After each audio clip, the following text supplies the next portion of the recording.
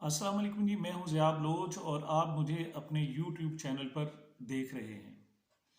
सामीन, अनवर मकसूद ने गुज़श्ता दिनों एक तकरीब से खिताब करते हुए शायद अपनी पूरी अदबी और फ़नी ज़िंदगी का बेहतरीन खिताब किया, बेहतरीन तकरीर की। ये वो तकरीर है कि शायद जो इस हब्स ज़्यादा मौसम में होने वाली बेहतरीन तकरीर तो है, लेकिन ये शायद ये साल हर साल तक याद रखी जाए। लेकिन वही हुआ जिसका डर था। अनवर मकसूद के खिलाफ एक बहुत बड़ा महाज खड़ा कर दिया गया है और उन्हें मुख्तलिफ मसाइल का सामना करना पड़ रहा है। पहले तो ये देखते हैं कि अनवर मकसूद ने कहा क्या और उन पर एतराज़ात किस नोयत के किए जाते हैं। आम तौर पर हमारे यहाँ सोशल मीडिया बहुत ज़्यादा देखा जाता है और एक बात किसी दूसरे प्लेटफॉर्म पर बार बार इस तरह रिपीट नहीं की जाती। लेकिन अनवर मकसूद का खिताब ऐसा है कि मेरा दिल करता है कि उसको लाजमी बार बार उसको लोगों तक पहुंचाया जाए। ये वो मौसम है कि जब लोगों को नंगा किया जा रहा है, लोगों पर तशद्दुद किया जा रहा है, गिरफ्तार किया जा रहा है। लेकिन अनवर मकसूद कहता है कि मैं अपने कपड़े खुद उतारता हूँ क्योंकि मुझे पसंद नहीं है कि पंजाब पुलिस आकर मेरे कपड़े उतारे। ये बात उन्होंने आज से कोई 5 दिन पहले या 6 दिन पहले गुफ्तगू में की। लेकिन जो उनकी हालिया फैज़ पर जो गुफ्तगू है वो कमाल नोयत की है। उसके मैं एक मरतबा तो आपसे रिकमेंड करूँगा, आपसे गुजारिश करूँगा कि वो जो तकरीबन आधे घंटे की गुफ्तगू है वो लाजमी सुनिएगा। इस किस्म की जो गुफ्तगू होती है वो इंसान को जिला बख्शती है।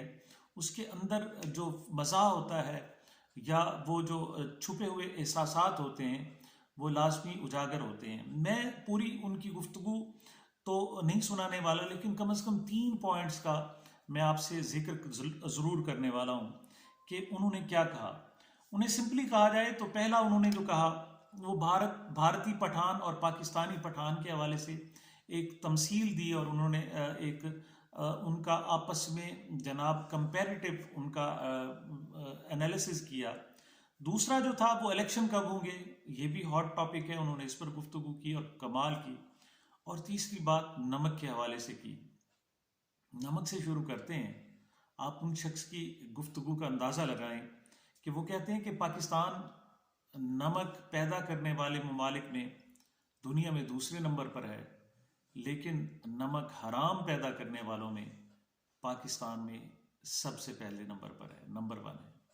मतलब अंदाज़ा करें कि उनकी गुफ्तगू का क्या हाइप होगा और क्या। दूसरी जो गुफ्तगू की उन्होंने वो फ़ौज के हवाले से की और पाकिस्तान में होने वाले इलेक्शन के हवाले से। वो क्या गुफ्तगू है, मैं ज़रा चाहूँगा कि आपको थोड़ी सी उनकी गुफ्तगू लाजमी सुनवाऊँ। जी। लाहौर में फूलों के मौसम की आमद आमद है, मगर यूं लगता है लाहौर के दिल वाले इस दफा फूलों से कहीं ज्यादा इलेक्शन के खिलने का इंतजार कर रहे हैं।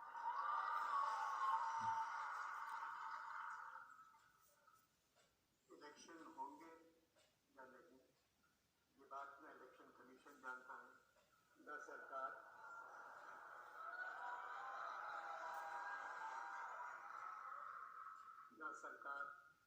न अदालत, न खुदा जानता है। सिर्फ फौज जानती है, मगर वो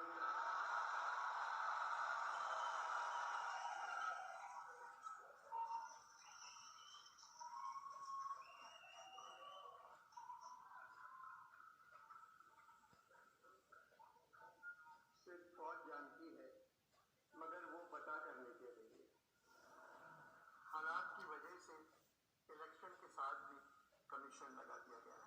वाह वाह, हालात के बायस इलेक्शन के साथ भी कमीशन लगा दिया गया है और हम कोई काम कमीशन के बगैर नहीं करते। ये जनाब उनकी गुफ्तगू थी जो उन्होंने इलेक्शन कमीशन और इलेक्शन डेट्स के हवाले से की। और पठान के हवाले से उनका जो जुमले थे वो भी बड़े शानदार हैं। सिर्फ इन 3 पॉइंट्स पे मैं रहूँगा। वो कहते हैं कि भारत में पठान के बिजनेस में रिकॉर्ड कायम हो रहे हैं।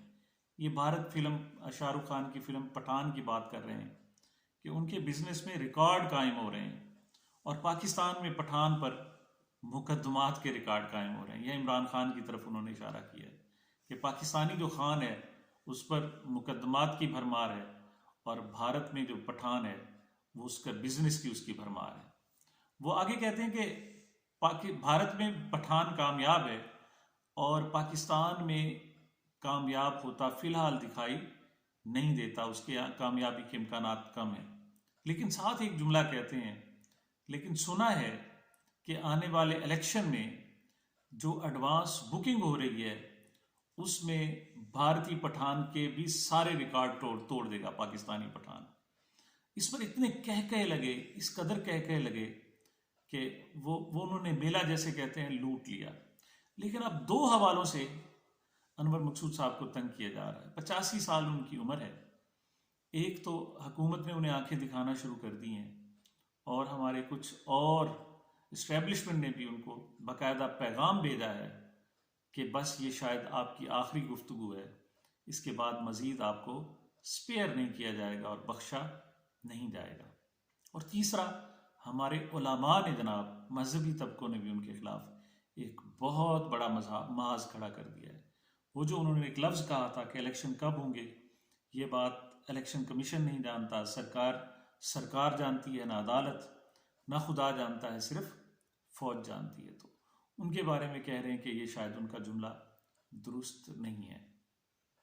इस हवाले से बहुत सारे जो रोज़मर्रा के जुमले हैं उन पर हमारा मजहबी तबका भी खड़ा हो जाता है। लेकिन मैं समझता हूँ कि अनवर मकसूद साहब वो लेजेंडरी शख्सियत हैं, वो बहुत प्यारे शख्सियत हैं कि ऐसे लोग बहुत कम मिलते हैं। पाकिस्तान का ये एजाज़ है कि पाकिस्तान के पास ये एक अदबी चेहरा है, एक अदबी घराने का एक वो चश्मो चराग है कि जिन पर आने वाली सदियों में भी पाकिस्तानी फ़ख्र करते रहेंगे।